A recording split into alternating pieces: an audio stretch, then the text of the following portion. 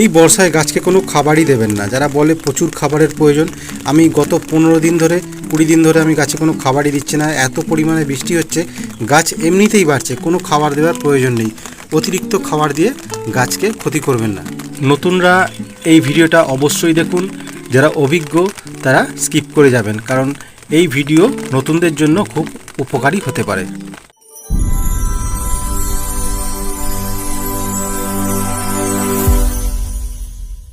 নমস্কার বন্ধুরা, আপনারা দেখছেন কেডিস গার্ডেন। কেডিস গার্ডেনে আপনাদের সকলকে স্বাগত। আরও একটা নতুন ভিডিও নিয়ে আপনাদের সামনে উপস্থিত হয়েছি। ঠিক যে কারণে উপস্থিত হয়েছি সেটা আপনারা বুঝতেই পারছেন। দুদিন ধরে প্রচণ্ড পরিমাণে দেখুন জল হচ্ছে, জল ছাদে দাঁড়িয়ে গেছে। ঠিক এই মুহূর্তে আপনারা গাছের কি পরিচর্যা করবেন সেই জন্যই আর্জেন্ট বেসিকে এই ভিডিওটা। তাই ভিডিওটা আপনারা সম্পূর্ণ দেখবেন।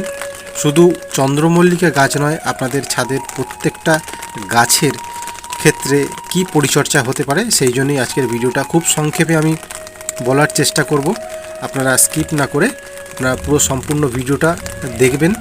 আর যারা নতুন দেখছেন তারা অবশ্যই চ্যানেলটা সাবস্ক্রাইব করে নেবেন এবং পাশে থাকা নোটিফিকেশান বেলটি প্রেস করে অলে ক্লিক করে রাখবেন, তাহলে সমস্ত ভিডিও আপডেট পেতে আপনাদের সুবিধা হবে।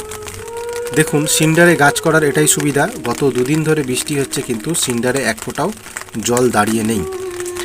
আর গাছও কিন্তু খুব সুন্দরভাবে বেড়ে চলেছে। শুধু একটা গাছ নয়, প্রতিটা গাছই আপনাদের দেখাই খুব সুন্দরভাবে কিন্তু গ্রোথ নিয়েছে। কিন্তু এই বৃষ্টির কারণে কিছু গাছে সমস্যা দেখা দিতে পারে, সেই জন্যই আমাদের কিছু প্রোটেকশান নিতে হবে। সেটা হলো, ঠিক এই সময় এই ব্যাবিস্টিন পাউডার আপনাদের 1 লিটার জলে 1 গ্রাম গুলে ভালো করে স্প্রে করতে হবে গাছেতে এবং গোড়াতে।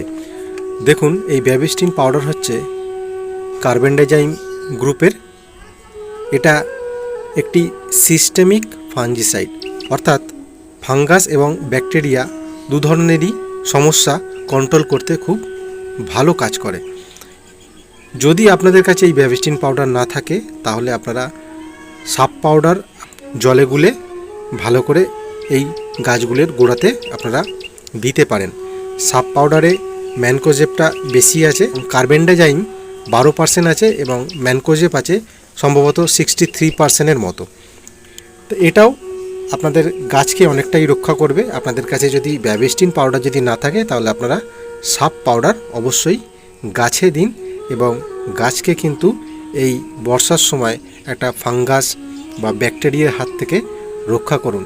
শুধু চন্দ্রমল্লিকা গাছের ক্ষেত্রেই নয়, আপনাদের ছাদ বাগানে বা বাগানে যে ধরনেরই গাছ থাকুক না কেন, ঠিক এই সময় বিশেষ করে যেসব গাছ মাটিতে আছে সেই সব গাছের জন্য কিন্তু আপনারা অবশ্যই এই ব্যাবিস্টিন পাউডার বা সাপ পাউডার ব্যবহার করুন।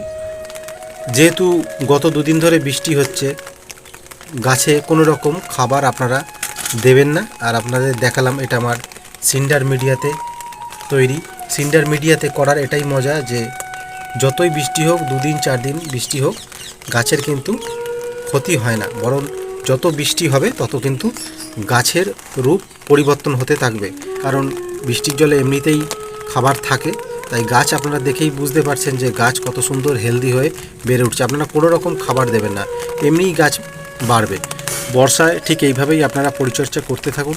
আর আমি চেষ্টা করব আরও ছোট ছোট ভিডিও আপনাদের সামনে তুলে ধরার। ভিডিওটা ভালো লাগলে অবশ্যই একটা লাইক করবেন আর সাবস্ক্রাইব করতে ভুলবেন না।